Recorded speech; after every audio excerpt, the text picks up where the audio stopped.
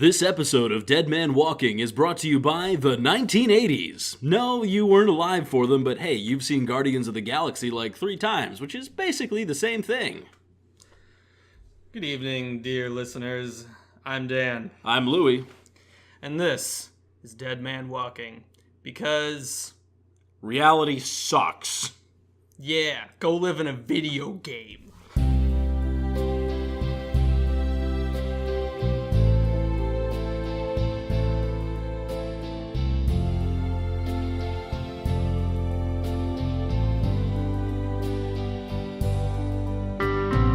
So, this couple days ago, we got to see Ready Player One, Steven Spielberg's big mainstream comeback, and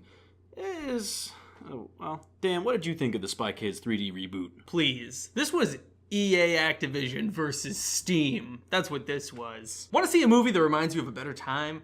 Do you like playing Xbox games?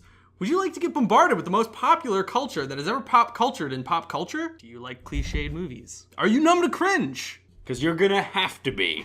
Ready Player One is Steven Spielberg's newest statement to what movies should be. And new movies should learn their place. Everything before 2000s was the only good stuff, according to Steven Spielberg. Ready Player One is just the ultimate self-defeating film. I'm just gonna say that right out of the gate. Also, look, kiddos, Halo, Overwatch, Gears of War, Minecraft. It's just 2.5 hours of incessant, relentless, ham-fisted callbacks to better movies, better music, and better video games. Not the best video games, but That's fair. I mean, I haven't read the book, but if it's a reasonably faithful adaptation, then the story, it's a pretty stupid derivative storyline. It's literally, like I said, just a bigger, flashier, and worst of all, longer version of Spy Kids 3D, and I will fight anyone who says otherwise. I've already seen Spy Kids 3D, and I don't want to see it again. When was the last time you saw Spy Kids 3D? I think it is too soon. I think it is legitimately. It was like 15 years ago, and it was still too recent. This movie isn't Spy Kids 3D, it's just every popcorn munching movie. Like, we've had a lot of movies where, like, most of it takes place in a video game. There's Tron. Kids go into the video game to win a Willy Wonka-style contest. They have to bring everyone they have ever met in this grand climactic final battle out of, like, familial, friendship, community, standard living. Sorry, they're not kids. They're, like, young adults, maybe, like, late teens. There's, like, one kid in it, but it still has that... bunch of preppy loser hipsters. It still has that kid adventure, lost in another world feel. That's the kind of movie this is. If you've seen any of those... Dan can give you a better spoiler-free rundown than I can, but I'm just saying, we're not breaking any new ground with this film. No. The first... I mean, you can kind of tell from the first 10 minutes where the entire movie is going to go. I mean... Spy Kids. I'm sorry, something in my throat. All right, so basically the movie takes place in this semi-post-apocalyptic future. I mean, it's after several conflicts that have left the United States in shambles. One of them is called the Bandwidth Riots.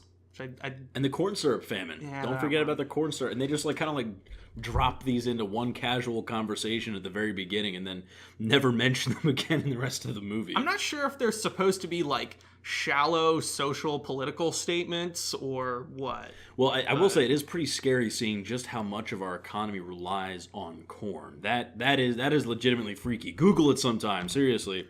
You'll be surprised and you'll be a little bit worried. One good plant blight and we could be living like Mad Max out here. You remember Interstellar?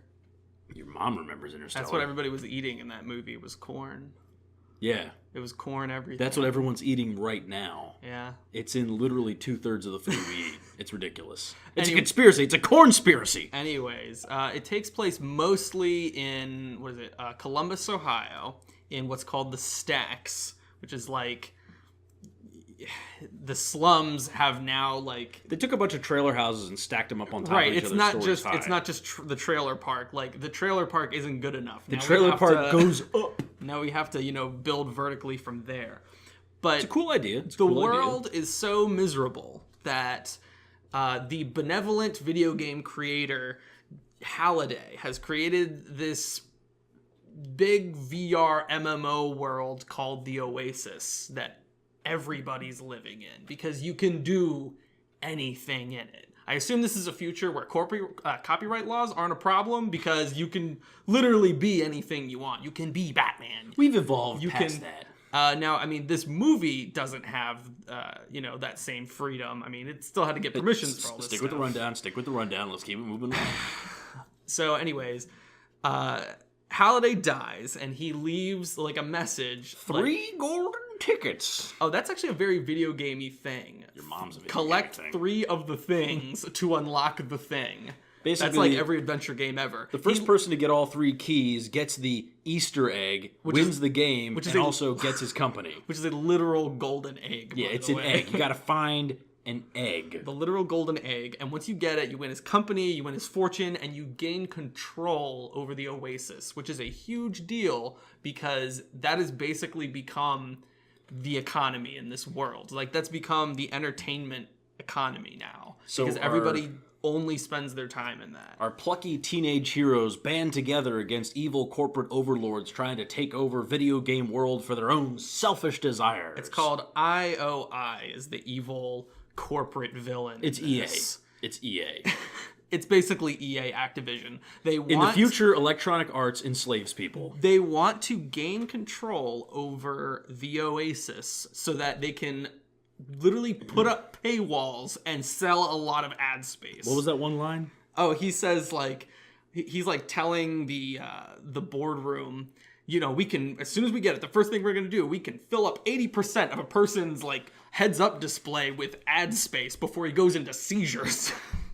The concept is kind of interesting, but you know where it's going right off the bat. The setting, I think, and the sort of future world is more interesting than the way the story pans out, than, like, the story itself. Yeah. Which is unfortunate because Steven Spielberg in the past has been, a much better storyteller. And as with all Spielberg movies, the direction is phenomenal. The man has a gift. There's a reason he's one of the richest filmmakers in the world. And the acting isn't bad either. It's not great, but it's not bad. I do think it's a little ironic that Ty Sheridan, the actor that plays the main character, Wade Watts, is also the guy who plays Cyclops in the new X-Men movies. And I think it's a little ironic that both of his most well-known roles now involve him wearing giant, stupid-looking goggles for most of the film.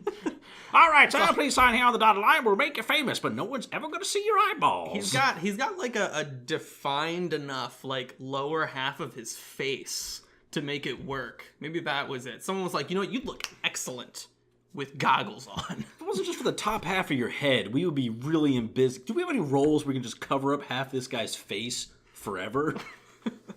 So, yeah, there's that.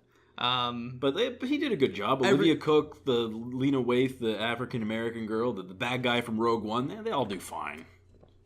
It's just that the storyline and the vast majority of the scripted lines are just so crushingly stupid.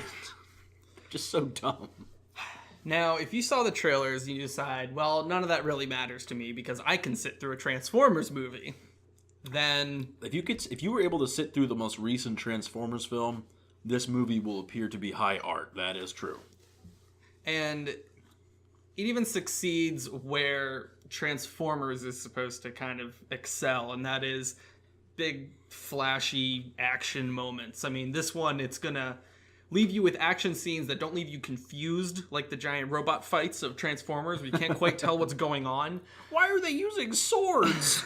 This one, they have guns. This one, it's a little more clear what's happening, but there's also so much going on that people are gonna have fun, like, picking out the Easter eggs in the film, if you will. For me, the big problem is with the Easter eggs. It just doesn't feel genuine. There's a scene in the film where the evil corporate overlord is trying to convince the hero that he totally likes all the classic games and movies and music and stuff, man. And he's got, like, an entire team of researchers feeding info into his earbuds so he can sound genuine. And I thought to myself, that guy is the embodiment of this entire film. forced, awkward, cliche, and just so bent on unleashing its encyclopedic knowledge of pop culture that it feels less like a convincing, loving homage and more like someone stuffed the entirety of the 80s and the 90s into a blender and forgot to put the lid on, so now it's spraying all over the kitchen, and all you can do is just wait it out until it finally runs out of steam and references to shred and resurrect and splatter all over the walls. You done? Yes. Yes, I am. The 80s and 90s is what they pull movie references from. And then the most recent, most popular video games is mostly what they pull the video game references from. It's a very weird mix that doesn't make It's some little any kid sense. grabbing two action figures from completely different storylines, jamming their heads together and saying, now Kith! If you're into the 80s, why isn't it all 80s stuff? Like, there were video games in the 80s, you could just be using those. If you're gonna have these kids enjoy, like, modern characters from modern video games, where's the more modern characters? Why isn't, like, Iron Man flying around? But Dan, they put Tracer in there. Don't the kids like Overwatch? Tracer is a stupid British tutorial girl, and she shouldn't exist. Now it was a who's mistake ranting, sir? making her the freaking poster child for Overwatch. She should have gone out with the stupid butt controversy she was a part of. Butt controversy. I want that on my tombstone, just like some vague reference to butt controversy that's never specified, so that way my descendants will return to my grave and be deeply, deeply confused. I don't even like Overwatch. Just gonna say that. When it comes to Ready Not right Player there. One, Spielberg's masterful direction is one of the few legitimately good things in this film, but I frankly hold him responsible for the mess that it kind of turned out to be. In fact, for greenlighting it in the first place. You have to. I mean, he's the one who he like read the book and was like, "Oh, this is amazing." Like the concept behind the book is mildly interesting, but it's not. It's better suited for like a Black Mirror episode or a Netflix movie, rather than a 2.5 hour just shambling monstrosity. I don't want to say that the concept of this movie was always going to be bad. I think it could have been better. A lot of my grief is with, like you said, the script and also the presentation of the MMO world, of the Oasis, and the people in it. And the high-powered talent behind it leads you to expect something better. That's why I think Netflix probably would have been a better pick to make it, which is a little ironic considering all the shade that Spielberg has been throwing at Netflix lately. Yeah, you're going to insinuate that this film should be made on where there isn't real movies? Netflix doesn't make real movies. Back in my day, we put movies in theaters where they belonged, not in people's houses. This book was too good to be adapted into a Netflix movie. How dare you? This book is the most unoriginal drivel. Whatever. Instead, we just get a film where Steven Spielberg is just at his Spielbergiest, which at this point in his career is not necessarily a good thing. It really feels that way. No, like, at his Spielbergiest about sums it up. Like, there's moments in it where you're like, this feels like that adventure Spielberg movie. Like, it has those trappings, but they're just not done as well. And they don't capture you as well. It doesn't have the same spirit. He's also kind of been on a bit of a downward trend. The last big theater film for Spielberg, it was Indiana Jones and the Crystal Skull. Not saying good, the last big one. For the past 10 years, everything he's made has either been kind of like trashy Oscar bait or just mo-capped madness, like The Adventures of Tintin and the BFG. I guess he did make that one movie about the horse, but I never saw that. I don't even know what you're talking about. I think the last movie that I thought was great that he made, and I think this is the last one, was Minority Report. See, I haven't seen that from start to finish. For me, the last truly great Spielberg film is Saving Private Ryan, but they're both 20 years old. Yeah. It's been a long time since Steven Spielberg has made a legitimately just amazing film. Now, again, the guy has such a huge body of work. Like, it's okay for him just to ride out his legacy. Oh, he's got an amazing legacy, and he can just end it at that. That's fine. That's like an author who writes like a solid couple books and can walk away, even though the rest of his stuff were trash. But ultimately, Spielberg is old.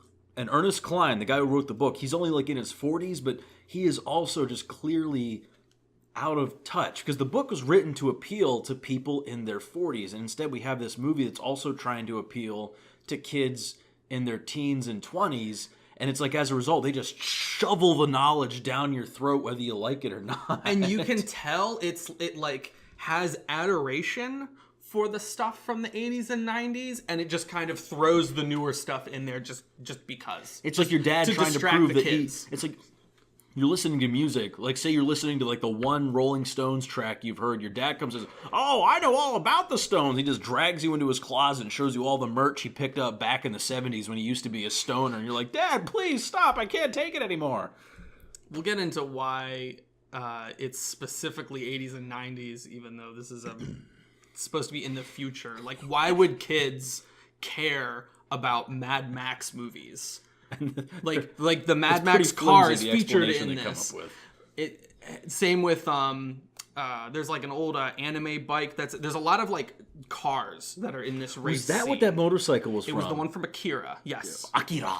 Yeah. I thought that's what that was. Which is an anime film from like the 90s, I think. It's late 80s. Is it late 80s? Yeah, it's trippy. Exactly. It's weird. Even earlier, and so what time does this take place in? Like the 2040s or something like that? Yeah, mid 2040s, something like that. But just kids in that time frame are not going to have the attention span for an 80s film. We'll get to that later. Much less one made by Stanley freaking Kubrick. I think the big issue is Steven Spielberg saw the tremendous success of Guardians of the Galaxy and The Force Awakens and thought to himself, the 80s, they love the 80s. I am the 80s. And then he proceeded to kidnap the entire decade, along with a literal army, I mean it, an army of references from the 90s and 2000s, bundle them off in an unmarked white van that had Amblin Entertainment vanity plates, on his way to a hardware store to get some heavy-duty blenders. You done? We ready for spoilers? All right. What's good, what's bad, and what's ugly about Spy Kids 3D? Reloaded. This time, they're out for blood. What's the good? For me, the good, frankly, was like we said, the direction was good. Spielberg is still Spielberg, but for me, the one of the coolest things was how they portrayed the real world outside of the video game. That the whole where they stack the trailers up on top. There's just piles of garbage everywhere. You have like stark contrast between the poor people and the rich corporate flunkies. It was tasteful CGI. It was believable, and it was interesting. And I actually wish we'd spent more time there. Yeah, emphasis outside of the Oasis, tasteful CGI. Yes. Inside the Oasis, I have some more mixed feelings about, but I'll save that for later. So, I agree with you, like, the world building. The whole idea of the debt-based indentured servitude, people have to work off their time in VR, that was kind of funny. I mean, yeah, I have issues with, like, how that could continue to happen in this world. That's not explained very well, but it's all newish stuff. I mean, it's all basically EVE Online, like credit mining has now taken over the entire world's currency. That's what's become of our future. Oh gosh, it's like cryptocurrency, but actually associated with a video game. Bitcoin gone wrong. The film was entertaining. I gotta give it that. It was entertaining, and I liked how they portrayed a possible future.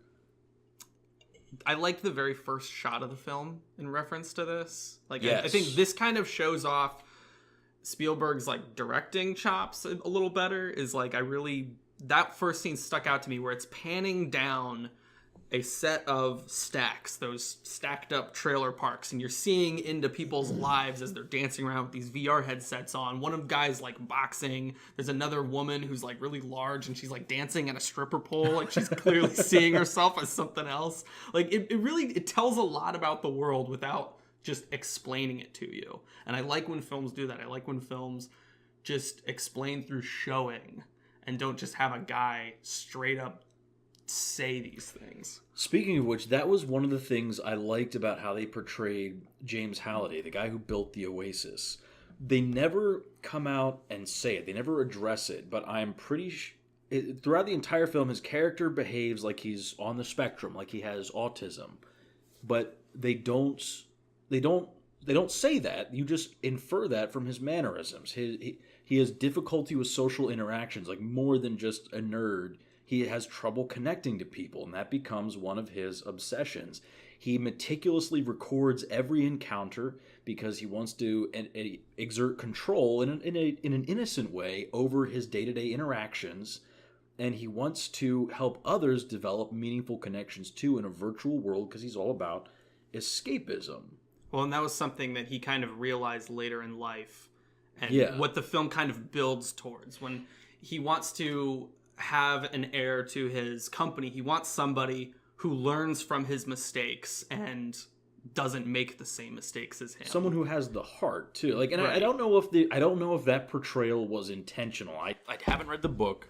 I don't know if he was written that way in the book.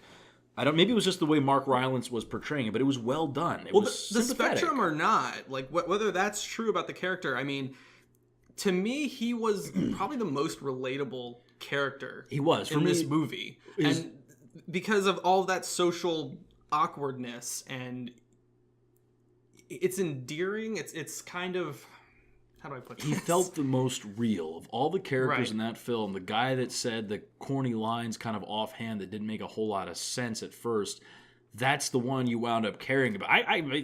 If the evil guy had shot all the kids like his original plan was, I wouldn't have even batted. I'd be like, whoa. But I actually cared about Halliday. The evil guy was a dick, though. The actor playing the villain was pretty good. Did a good job. And he did a good job making you hate him enough that you wanted to see something happen to him. I'll give them credit for that. What else was good about this movie? Well, I'll start with, we went to the theater with our friend who was a programmer, and he brought this up as soon as the movie was over, and I completely see it, and I completely agree with him. There's, like, real world hacking in this movie. There isn't, like, some dude with shades hacking into the mainframe and, like, taking down the firewall. Oh, man, I'm coming through the last firewall. I just gotta do one more workaround. By typing faster and using, I don't know, skull gifts and extra monitors. No, it's somebody taking advantage of somebody else who left their password lying out. It's somebody who just listens to a conversation, picks up on details, does a Google search, and finds out who the guy is. That's how hacking works in real life, kids. It's not glamorous. Right. It's more tedious. It's more just paying attention and being... You just wait for someone stupid to come along. You wait for someone to slip up. And that is... That was kind of funny to watch. You know what? As this movie works very well as like a kid's movie in that regard. Like there's certain things like that, like things you can learn from it. Don't leave your password hanging around. Don't leave your password hanging around. Be careful what you say online. And speaking of like messages the movie attempts regarding video games, I don't see... We've had a lot of movies involving video games, most of them with mixed success. Movies about video games seem to have a better track record than movies that are based on a video game. We talked about Tomb Raider last episode, and you know we had like mixed feelings about that. I liked Tomb Raider better than I like this film. They're very different, but I don't know. I'm kind of meh on both of them. Your mom's meh. But we've had like War Games, Tron. I mean, these have been things that... This is true. Movies... anyway. The message that this movie gives through Halliday is like, you know, he clearly had a love for like Atari games that he played and all these pop culture references, and that's kind of what he lived in when he was growing up. You saw like an image of him when he was a kid, and he was just glued to a TV playing Atari. And as he got older and his weird social awkwardness just became more and more of a burden on his life, and he realized there was this woman who he wanted to go after, but he couldn't. He realized that, you know, maybe focusing a little more on the real world would have been beneficial to him. And so the film has like mixed themes that actually balance out pretty well. There's the love of video games and the communities that they bring, but it's also just enjoying life outside of video games, despite how awful it may seem. Because this is literally a world where people go to the Oasis to escape how miserable life is. They're literally stumbling around the streets with VR headsets on. It's ridiculous. Right. And so, and it's nice to see a film kind of embrace both sides of this, because it's something that does kind of speak to me a little bit. I kind of avoid the news a lot. Because we literally just roll him out of his hole in the ground like once every couple of weeks to go to the movies, and we just put him back when we're done. It's true. I like life under my rock. So anyways, I like this movie because of its themes, essentially. There's good stuff that it has in it. There's good content, and it's unfortunate that its presentation brings it down. What he's trying to tell you is it's trash, and here's why. Here's the bad about Dead Man Walking. Did you say the bad about Dead Man Walking? This is the bad about our show. I'm sorry, this is my internalized self-loathing coming out. You're a trash person. I am a trash person. I don't like The Shining. What was your bad, Lewis? I mean, like I said, I didn't like the fact we spent so much time in the Oasis. The real world they put together was more interesting, but it's like, I don't like watching other people play video games. It's why I don't watch Let's Play videos on YouTube unless the person doing it's really funny. I could be playing the video game. I don't need this. I feel the same way, but I also somewhat empathize with people that do watch video games being played. I mean, Twitch is a huge thing right now. And they name-dropped Twitch several times in this film. Yeah, they did it a few times. I didn't like it. Buckle up, ladies and gentlemen. Apparently Twitch, of all things, is going to be what's around 40 years from now. 20 years. I don't know how time works. Yeah. For me, honestly, the worst thing was the screenplay. The screenplay was terrible. And I'm just going to come right out and say it, and it might be a little unfair considering I haven't actually read the book, but Ernest Cline is an unoriginal hack. And here's why I say it. It's like all the 80s window dressing in the world can't hide the fact that this entire storyline, again, it's just Spy Kids meets Willy Wonka and just some other tropes that have been done to death and done better before.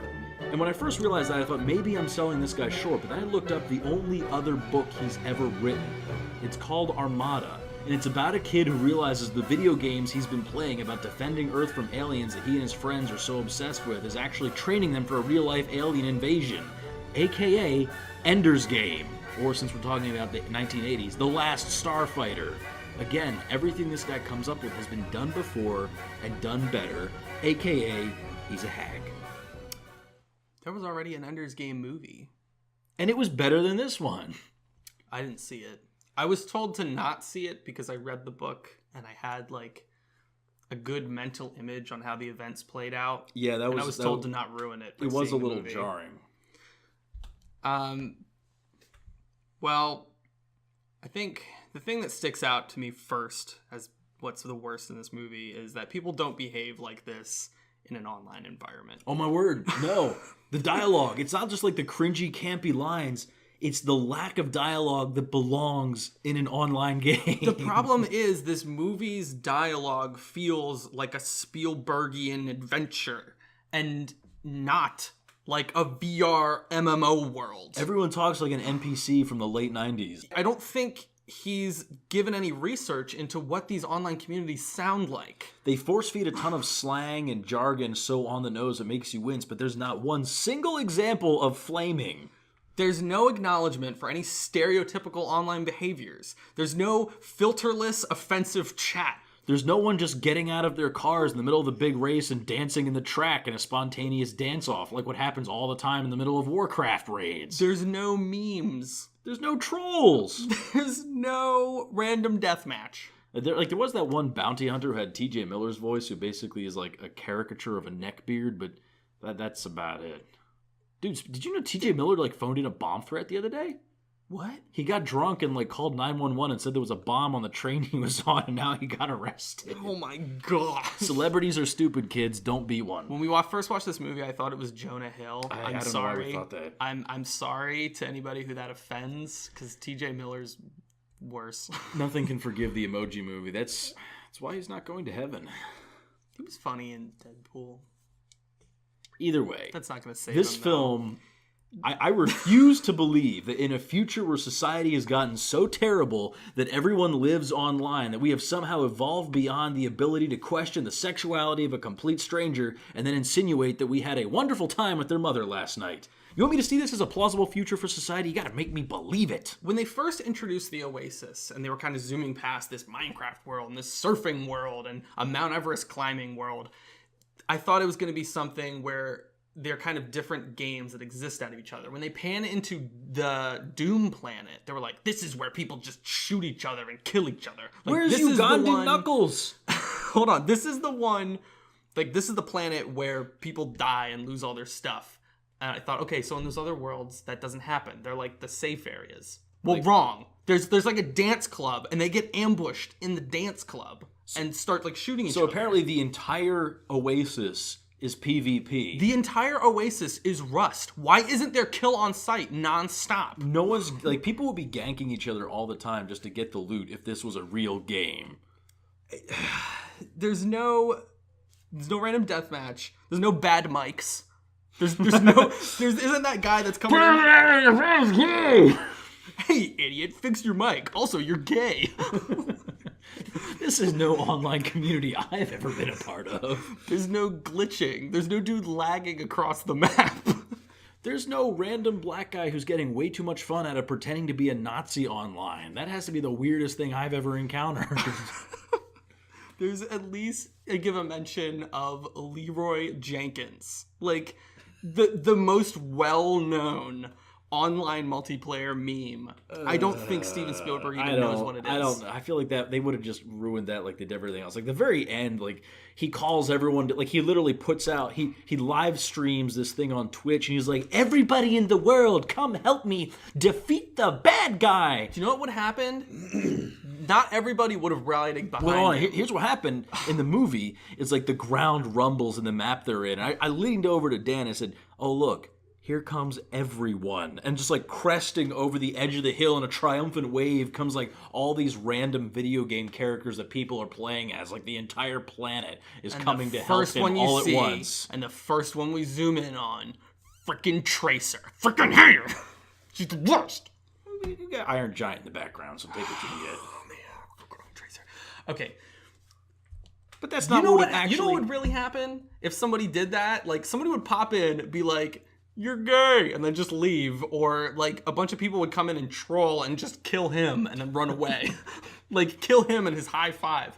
You know what happened in World of Warcraft when people were trying to hold a funeral service for a person who died in real life? Like, that was in their clan? In World of Warcraft.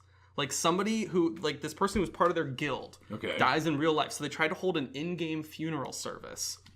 This doesn't end well, does it? You know what happens? What happens? There's a group of people that come in, they start blaring Scatman and murder the entire session. There's a YouTube video of it. You can go ahead and watch it. We're just saying this doesn't strike us as a real representation. This is an idealized representation of an online community. The first race, or sorry, the first challenge to get like the first key is a race.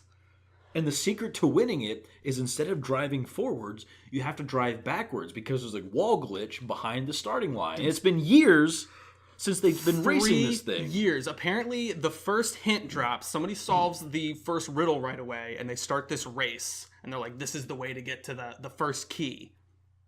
And for 3 years, they're stuck on that. The way to win it is to just drive backwards. That's what the main character figures out. Dude, they would have had that crap figured out in the first minute. The first race, somebody would have just driven backwards. Because I'm not doing the same thing the rest of you guys are doing. Exactly. I'm memeing. Exactly. Somebody would have been just cheeky, and they would have done that right away.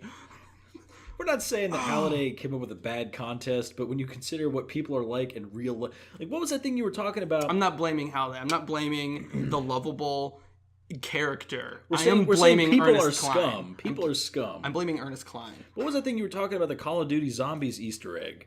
Dude, the Call of Duty Zombies Easter eggs are so convoluted. Like, the game starts as just this, like, simple survival thing. And then, like, the secrets that are in there, you look them up on GameFAQs and you think to yourself, somebody scoured the map and just clicked on all the things. And then they shared it with everybody once they figured it out. And that's what communities of people do when they solve puzzles. Like, never underestimate crowdfunding, like groupthink. People are good at group research. I think the moon map in Call of Duty Zombies, it requires all 4 people like perfectly coordinated, and it takes like 4 hours to complete the Easter egg, to complete like the main story Easter egg. It's ridiculous. And there's no step-by-step guide for it. They're just convoluted, arbitrary steps that you have to figure out. That is something that I would just watch a Let's Play video for, because ain't nobody got time for that. Right. And so my point is, all of these challenges, as they're presented, no. 3 years, no. Somebody would have had this figured out in the first week. The first week. And the heir to the empire is some random racist kid who lives in his mom's basement in Detroit. Dude, it's TJ Miller, the neckbeard. That's who it is. He would have had it. He was a great character. I enjoyed him, actually. He comes in and he starts complaining about how he has, like, carpal tunnel of the neck or something. It's like, yep, you are the epitome of what this game should be filled with. So is there anything else that's bad about this film? Or are we ready to talk about what makes this movie ugly? Because there are some big old warts. I have a lot of questions about this movie, and I won't go into all of them. A lot of them just have to do with, like, there's some why do things potholes. Work? Like, how do things work? And I shouldn't be asking these questions, really. So I compare this with the Black Panther movie. The Black Panther movie is much, much better. And there's a lot of things that they don't answer in the Black Panther movie, like about their culture and stuff. There's a lot of questions that I do have, but the main story... It moves along quick enough that you don't notice, or if you do, you don't care. Right. It doesn't really matter. Like in this film, I was asking, why didn't the cops show up sooner? Yeah, where are the police? Where were the police when the IOI corporate empire was like, we're going to blow up an entire row of trailers? They're at the very end of the film, Dan. Just in time to arrest the bad guy when he has the sudden unexplained change of heart, where he's driven all the way out into the slums with a gun, has it pointed at the kid who's ruined his life, and decides, I'm gonna not shoot him today. They don't inspect the C4 because, according to the corporate overlord, they just don't care. Like, what? The cops don't care? Like, I don't care how bad Detroit gets. If someone straight up blows up a project downtown, that makes the news. So, I thought at first that there just wasn't a government, or if there was, it was very weak, and that's why, and I'm sure it is, and that's why, like, the corporation's able to do what they're supposed to, but there's, like, a whole squad of cop cars that show up at the end. So that's clearly not the case. There's a lot of plot holes. And the movie drags just enough that you trip on each and every one of them. It reminded me a lot of The Last Jedi, Why do you get kicked in the nads in... Like, there's different harnesses that you can wear that, like, allow you to feel things as if it were real in the Oasis. The bad guy, because they need to have it get kicked in the nads thing, like, that happens to his avatar. And then it happens in real life because he's wearing the harness. It's for sexy times, Dan. Sexy times.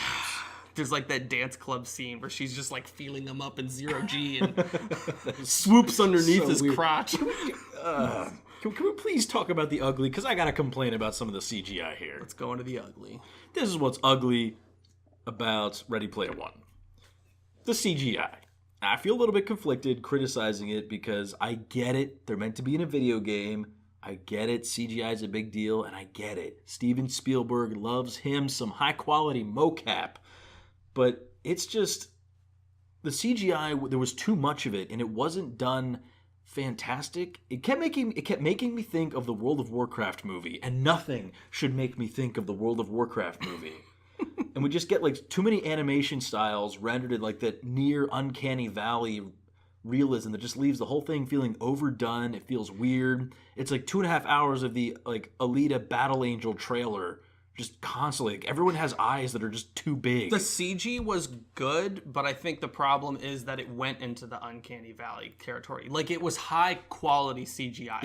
It was better fidelity than, I'm going to compare it to Black Panther, actually, because the CG in that movie was probably worse than previous Marvel films. This is true. And so, like, the CG in this, like I said, it was good. It looked good. But because they wanted to make the characters look so much more lifelike, it did dip into that. If they had tried to make things more stylized instead of more realistic, they would have pulled it off better. And it would have felt more like a video game. As it is, this movie is not going to age well. It would have felt so much more like a video game. People going into this would not all look like either their favorite movie character or video game character, just like from head to toe. Another thing that doesn't make sense for an online community. You didn't see one Windows logo running by, or just like the bottom half of someone's character with no top. Exactly. Well, that goes back into like there weren't any memes. Like somebody should have just been walking around as like an iPad, just a whole iPad. No, the wacky inflatable tube man from a car dealership, or just a trash can, just like, "Hi guys, I'm trash." It should have been there. Instead, everybody was either a character from head to toe, just a copy, or a perfect copy, or they were just some edgelord looking avatar. Everybody was an edgelord. Everybody looked like that. They had like different skin tones. Like it looked like somebody's OC on DeviantArt. That's who everybody looked like. And there was some cringe. There was some high quality cringe to be had. Like the main character was that. The main character was this dude with like hair that swoops over half his face, where he looks partially like an anime character. He has a setting for wind, so it looks like his hair is always. And his name was Parsival. Then that was one of the other ugly things was Artemis, the love interest, or rather her real-life counterpart, Samantha. And this is ugly for the precise fact that Samantha isn't. They spend like the first half of the movie warning Parsival, warning Wade Watts, that people in the real world don't look like their video game avatars. He's going to be disappointed in what they look like. They're hinting it's going to be some ugly chick. He shouldn't get attached. The one line his best friend says, it might not even be a girl. It might be some 300-pound guy living in his mama's basement in Detroit who's named Chuck. It was a great line. It was a great line. I was like, oh man, I hope it's a guy named Chuck. And you know that this person is like, I got the sense that maybe she was like jealous at first. Like, because she does just consider him a friend. Yeah, but we find out that his male avatar friend in the game turns out to be a girl in real life, which you kind of figure out pretty quick. They slow roll a lot of stuff in this movie. Yeah. But they finally reveal Samantha. They're like, oh, she's not going to be attractive, and they just slap a birthmark onto a glamorous movie star. Yeah. Darn. What was with that? Like, oh, I have this birthmark. It makes me so ugly. Like, no. It's like, no. Oh no, I was going to sleep in Jennifer Lawrence's driveway for the next 3 months, but then I found out she has a birthmark, and now everything is ruined. There's a movie that reminded me of with Jessica Alba in it. Okay, Jessica Alba, right? Okay. Can we agree? She was my high school celebrity crush. She is fine. It was embarrassing. She's in this movie with Dane Cook, where they both work at like a retail store, like a Costco, basically. Okay. And it gets into the inevitable, like, slow scene with them where they're both alone outside at night or something, and she's like, oh, I have something to show you. And she pulls back her hair, and she has, like, big ears. And, like, that's her thing, that, like, why she's not dating anybody. Is because she has big ears. Like, what? Ladies, y'all need gigantic elephant ears for the guy to care about them. Like, if the dude's fussing about your ears, he's probably not into you to begin with. He's probably just, like, after your money or your sister or something. Sorry. That's just a really dumb trope. Like, if you want to make the girl it's somebody like, who... I'm shy and quirky and I trip sometimes. I do look like a model, but I'm just so quirky. Don't make her look like a model if you want us to, like, empathize with her in that way. Like, there's a way you can pull this off. And I maintain this is the reason that the original Rocky movie is one of my favorite movies of all time, because everyone in that film is ugly except for Apollo Creed. Everybody in that film is just like an ugly person, and I love it. Haven't seen any of the Rocky movies. First of all, cue the pitchforks. You're an ugly person. What else is ugly about this film? I'm just gonna say the cringe. It's hard to categorize it as really bad or good, or that's why I just kind of threw it in ugly, was because I understand that some of the cringe was on purpose. I kind of like corniness in some movies, And this movie was like a mixed bag of that stuff. The problem is when it gets cringy when they're not trying to be cringy. There was parts where they were trying to be cringy, and then there were parts where they were trying to be cool, but it was bad. Cringier. It was it was worse. The part where they were trying to be cringy was obviously like the corporate overlord who was like getting information fed into his ear. He's like, yeah, I like listening to Duran Duran. I'm cool. And then, I know all the John Hughes movies. And it's obviously one of those things where you're supposed to see through that, and where it's obvious that he's really a D-bag. But then the entire movie plays out like that guy. Like, why do they care that like his best friend hasn't seen The Shining? Like, why was that a big deal? The Shining is boring.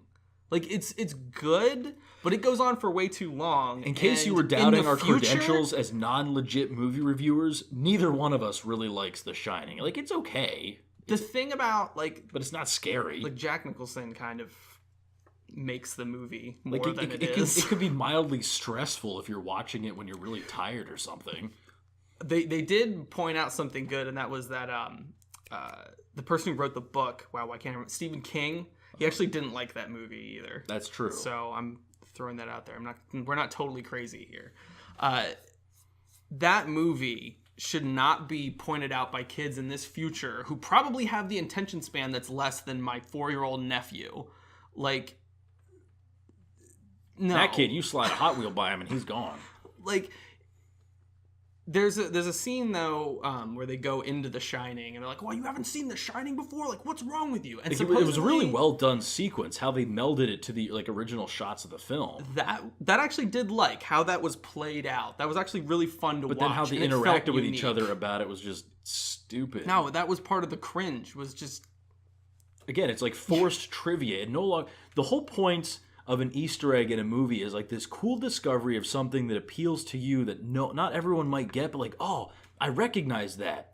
An Easter egg, it's like getting a pony for your birthday. It's really cool, it's unusual, but when the entire film is just filled with 1,000 Easter eggs just thrown right in your face, it's like having a stampede of horses charge through your living room. Nobody likes that, and it leaves crap everywhere. There are things that you do have to look for to find in this movie. For a brief moment, Duke Nukem flashes by.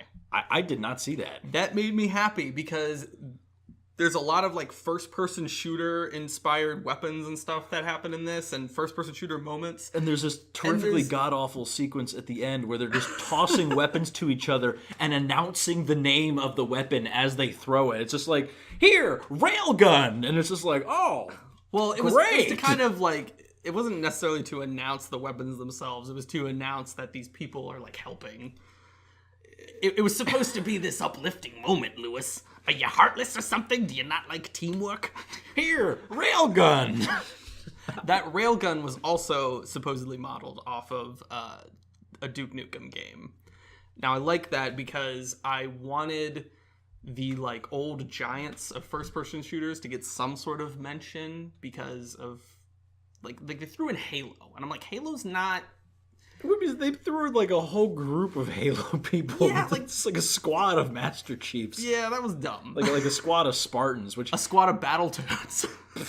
You remember the Battletoads? I try to forget the Battletoads. That was really off the wall. That was one of those few that wasn't like modern popular. The guy's just like, oh, I got to defeat this Mecha Godzilla. I can be any robot I want to be. I'm gonna be a Gundam. And it falls out of a Firefly ship from Serenity. Yep. I did so much sighing during this movie. But you know what? The ugliest thing about this film, by far, you're gonna say what the ugliest thing is. Definitively. The ugliest thing in this movie is the fact that they use the Michael Bay Ninja Turtles. It is that's unforgivable. That stuck out like a sore thumb. You had so many other versions of the Ninja Turtles that work. You even had the dank ones from like the new CGI cartoon series. Those would have been better. Why did you use the Michael Bay Ninja Turtles? Dude, they should have brought back the original Jim Henson costumes. Dude, yes, you could like see the person's mouth inside the mouth of the turtle. I would have loved it. But we get this like freaking trap music shell shock turtles instead, and I just. I'm sorry, man. This Spy keeps Kids 3D popping is up. not a good movie. This keeps popping up. I don't think I could emphasize enough how much they needed just a diverse array of things happening in that MMO world, and like people acted too similar to one another. They felt too much like extras and not like people trying to get everybody else's attention with how dumb and memey they were being. It was 2.5 hours, and you were saying, like, you heard that the biggest complaint with the book was that it didn't develop the characters as well as the movie. And in the movie, there is no character development. The main character, his aunt, gets blown up, and he barely even registers it. It's like he remembers at the very end when he's like yelling at the bad guys, like, and you blew up my aunt. Yeah. That was really rude. There's no like moment of like mourning there. There's like a brief period of shock, and then he gets kidnapped and meets the love of his life. It's all better. It's like, dude, your home just got blown to smithereens. Bits of your family are scattered all over the neighborhood, and you don't even care. You know, I give this film 1 out of 3 Willy Wonka tickets. 1 out of 3? Yes. How many Willy Wonka tickets were there in the movie? I don't remember. There were more than 3. Well, in this movie, they're not tickets; they're keys. There's 3 keys, so get off my back. I give it 1 out of 3 keys. Super duper secret Willy Wonka keys. I give this movie a water temple out of 5 temples in Legend of Zelda. Because you do have to endure this film. But you're not playing the Master Quest edition, so it's not that bad. I'm going to give this a 2.5 out of 5 stars. Wait for this one to come out on DVD. Well, or Netflix, which would be supremely ironic because Steven Spielberg hates it. Maybe wait for a matinee.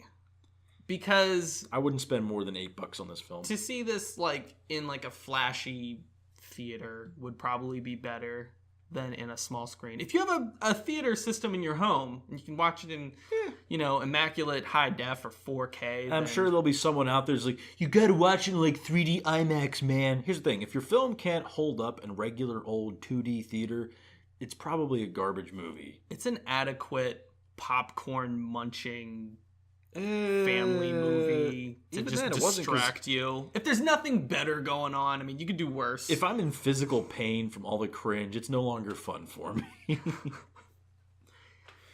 So what do we have coming up here? I think the next big film we have coming up is it's Infinity Wars. Actually, we're gonna see if Marvel finally jumps the shark. I really have hope for this. I mean, it's gonna be tiresome for many, I know, but I want to believe that they'll finish strong. Ever since I found out that M'Baku is going to be in it, I'm okay with it. M'Baku was MVP of Black Panther. M'Baku will be MVP of Infinity Wars. They better have him deliver the knockout punch to Thanos, or I'm going to be pissed. He just comes out of nowhere in the gorilla suit. Boom, headbutts him. Comes out of the sky.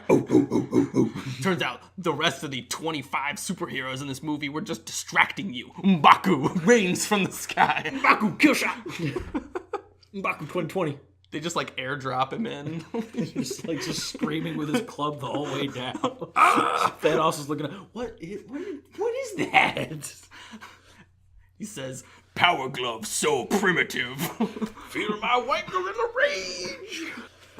Did you see like one of the newest trailers for that? No. Because of it was a TV spot for Infinity War. Was a chant themed one where it's like the whole nation of Wakanda like going to war against whatever Thanos' army is. Oh jeez. And they're like doing like a tribalistic chant sort of thing, like whatever. I don't think it's one from Black Panther, but you can tell they're really pushing off of the success of Black Panther. Like they're really shilling that part of the movie. It's like in the trailer. It's like when Wonder Woman surprised DC by doing well, and they had to go back and reshoot half of Justice League. Oh my god! They didn't just reshoot it for the sake of Wonder Woman. We're not gonna refresh old hay. I wish there was a trailer coming out for a new DC movie. I would like to be looking forward to Aquaman. Even though I have am legitimately interested to see how they do that. We might in between now and Infinity War, we might go see what is it, A Quiet Place Yes, I'm excited to see that And one. I feel like it's going to be gimmicky, but I've heard that compared to what else is in theaters right now, it's actually pretty good. So we'll see what happens. We did talk about this last episode. I would like to see it. We'll see if Jim from The Office can survive with alien monsters. Oh yeah, it's Jim from The Office. But with a beard, because he's rugged now. Call me a heathen. I don't watch a lot of The Office. I don't really care about it. Dwight, you ignorant slut. Oh, speaking of Dwight, I saw a trailer for a movie with Jason Statham and Dwayne Johnson in it. It is called Meg. It's about a megalodon. What does this have to do with Dwight? He's in the movie. Or sorry, what was his name? No, Rainn Wilson. Why did I say Dwayne Johnson? That's freaking The Rock. That's someone very different. Dwayne Johnson, Ray Wilson, they're basically twins. Dwayne Johnson's in Rampage, which looks equally dumb. There's a lot of dumb movies coming out, guys. So we're going to be busy for most of this year. So you're going to see us again soon. No, they're not. They're going to hear us. You'll never see us. You'll never see us coming. We're gonna come when you least expect it. You'll go to bed thinking you're safe, and we'll be right there behind Louis, you haven't taken your meds.